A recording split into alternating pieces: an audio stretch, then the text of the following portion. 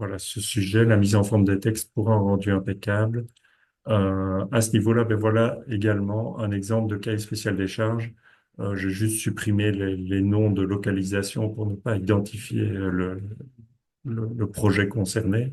Mais voilà un exemple de cahier spécial des charges, un extrait en tout cas, qui s'est retrouvé sur la plateforme marché public. Donc, où on voit des textes avec des couleurs, mais également avec des surlignements et alors plus interpellant encore, le fait que pour certains choix, les choix soient simplement barrés dans le texte et donc soient laissés, ce qui alourdit très fort le texte et en plus peut poser, enfin peut amener de la confusion pour le lecteur qui lit sable stabilisé, mais c'est barré. Donc, on ne doit pas utiliser de sable stabilisé. Donc voilà, il est pas recommandé spécialement de procéder comme cela.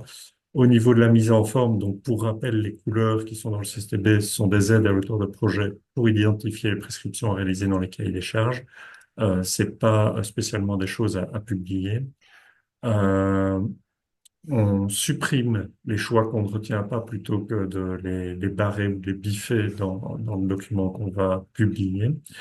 Et alors, très important, après rédaction du cahier spécial des charges, tous les textes sont passés en noir. Donc, pour rappel, au niveau des raccourcis clavier, vous êtes dans votre fichier Word qui est sorti en finale.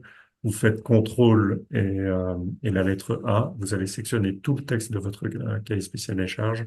Et au niveau de la couleur de police, vous utilisez la couleur automatique ou la couleur noire en fonction de la version de traitement de texte que vous avez.